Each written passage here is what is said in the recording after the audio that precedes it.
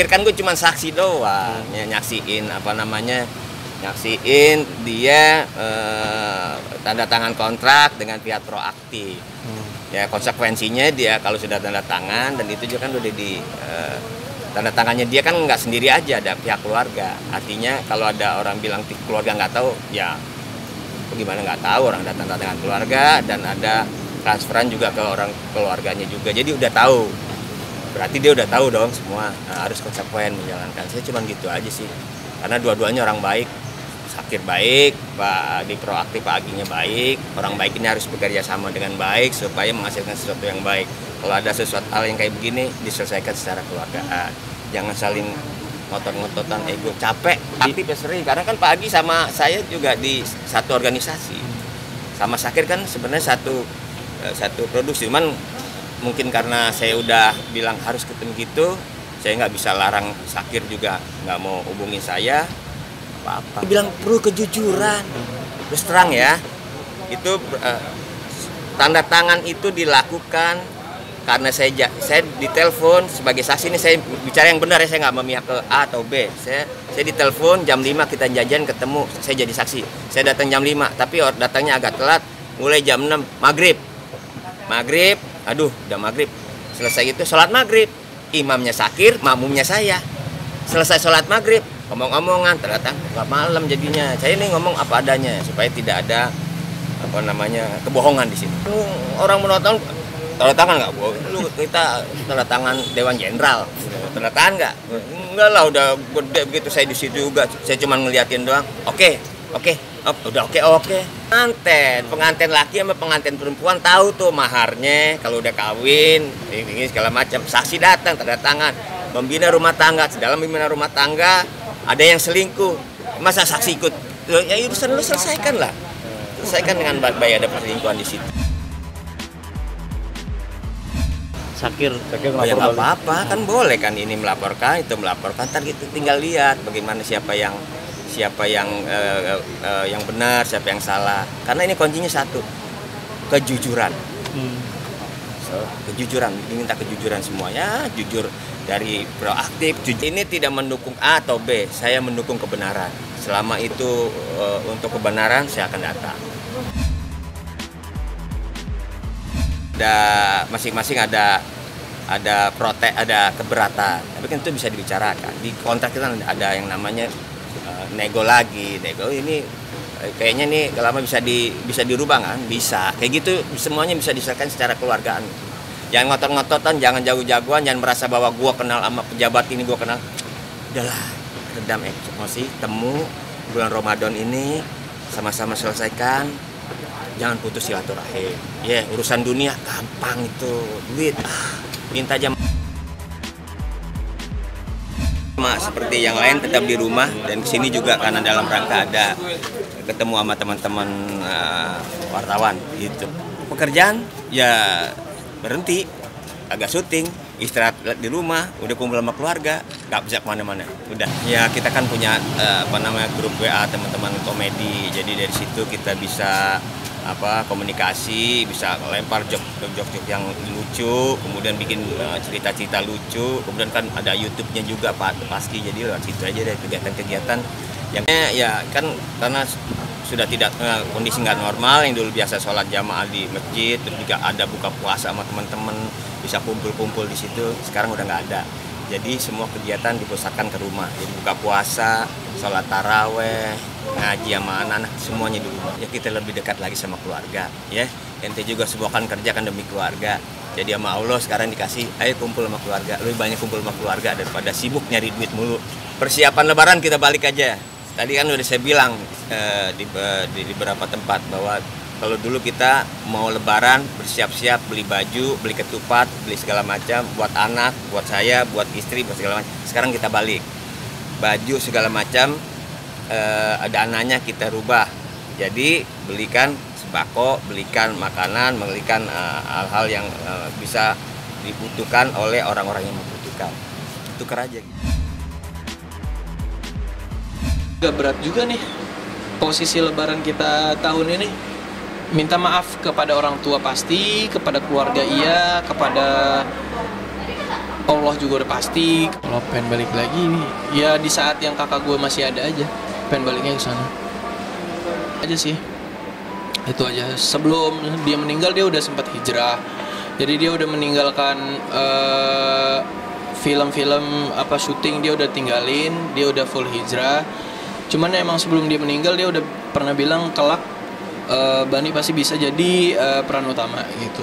Terus pas dia meninggal, ya nggak lama dari dia meninggal, kalau nggak salah 3 bulan apa 2 bulan itu gue langsung dapat peran utama gitu, di sebuah sinetron.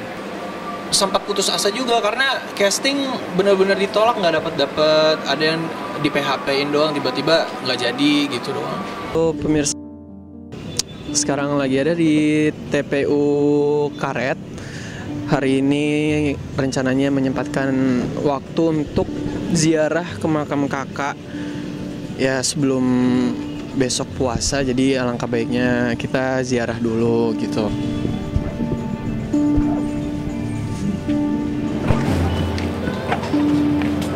Itu bunganya ya, Bang? Iya, boleh. Buat kakak.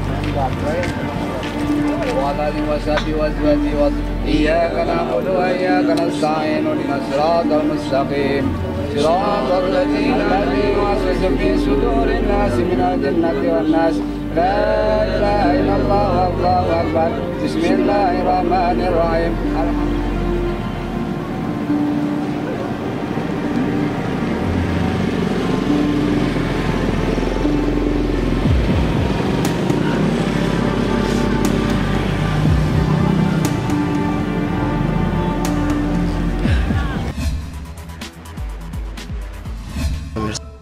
Ini dia kakak aku Ramadan kali ketiga.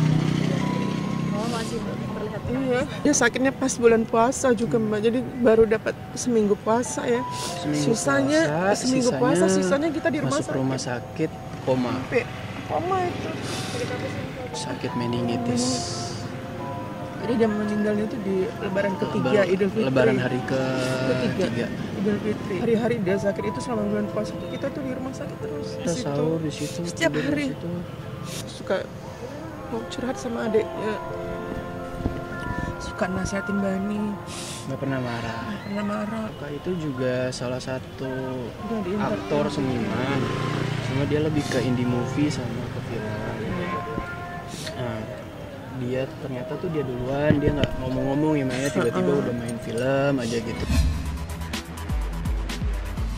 Ya, kalau kehilangan sosok kakak, sosok yang disayang, keluarga, ya pasti merasa kehilangan sekali, merasa berduka sekali, itu udah pasti.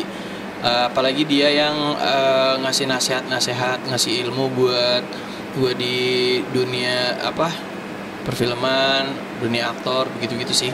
Jadi merasa kehilangan sekali gitu. Sekarang alhamdulillah udah apa yang gue butuh, apa yang gue inginkan udah tercapai. Kalau dulu kan masih belum. Dulu tuh gue ngerasa masih kayak kapan dan bagaimana ya gue bisa membahagiakan orang tua atau enggak kayak membalas kebaikan mereka begitu-gitu. Karena dulu ya gue juga terbilang dari bukan keluarga yang kaya raya, tapi gue keluarga yang sederhana, dan alhamdulillah sekarang keadaannya udah berbeda. Alhamdulillah, udah sih itu aja. Naik haji bareng lah sekeluarga, pengen aja naik haji atau enggak umroh bareng lah sekeluarga. Kalau kemarin kan tahun lalu pas umroh bareng tukang ojek pengkolan, itu nyokap gue berhalangan ikut, jadi dia nggak bisa ikut itu karena lagi sakit waktu itu. Jadi cuma bertiga doang. Nah, salah satu cita-cita gue juga, maksudnya pengen bareng-bareng ke sana, entah umroh entah haji, pokoknya bareng-bareng sekeluarga ke sana. Beda banget, pasti beda banget. Ya kalau puasa Ramadannya sih sama ya, maksudnya sahur, puasa, buka puasa. Cuman yang bikin beda tuh kayak kita nggak bisa ibadah di masjid gitu, terus nggak bisa keluar, semuanya dilakukan di rumah dan ngabuburitnya semua di rumah. Ambience dan suasananya memang beda. Biasanya memang mudik pasti, kalau nggak ke kampung istri ke kampung saya gitu kan, ke keluarga. Tapi tahun ini enggak, ya udah kita sabar aja dulu. Ini sesuatu yang beda setelah sekian puluh tahun kita mudik ya tahun ini enggak, ya anggap aja itu satu uniqueness dari ngumpul sama keluarga. Momen yang paling ditunggu saat lebaran ini, kumpul sama orang tua saya, kumpul sama saudara-saudara yang lain. Cuma untuk tahun ini ya pengecualian, nggak kumpul sama keluarga. Kita selang-seling ya, biasanya kalau nggak ke Bandung, ke Tasik gitu sama keluarga saya, atau mudik ke kampung istri ke Uzbekistan, Tashkent, biasanya segitu. Jadi ya selang-selang. Nggak pulang kampung ya kita celebrate di rumah aja, maksudnya yang penting kita kumpul sama keluarga di rumah. Tapi makanan khas lebaran tetap kita adakan supaya tetap lebih ngerasain aja lebaran gitu, hari lebaran gitu. Pasti beda, terus cara mereka merayakan juga beda.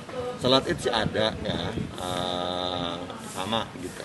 Cuman kayak makanannya pasti beda, terus di sana tuh nggak ada mudik gitu, jadi ya udah semua orang pada di rumahnya masing-masing. Uzbekistan nggak ada yang spesifik kayak di kita kayak ketupat gitu nggak ada sih kayak gitu, cuman ya makanan biasa aja, cuman lebih komplit kalau gitu karena suka ada tamu atau teman datang ke rumah atau kita yang berkunjung ke tempat mereka. Kalau dari segi usaha dan keseharian pasti beda, dan itu juga semua orang sedang menghadapi hal tersebut. Jadi ya kita tinggal positive thinking dan menciptakan semuanya jadi menyenangkan aja, kreatif. Saya baru dapat informasi tata caranya, saya belum pelajari, nanti kita lihat deh. Pasti beda sih, beda banget. Cuman kita harus sabar dan membiasakan diri untuk our new normal. Saya sangat menyayangkan sekali untuk warga yang masih terus ngakalin untuk tetap bisa mudik gitu. Ketidakdisiplinan dari masyarakat juga seperti kita lihat sekarang yang terjadi. Kan kita tahu sendiri masyarakat Indonesia pintar untuk mengakali apapun itu yang namanya aturan.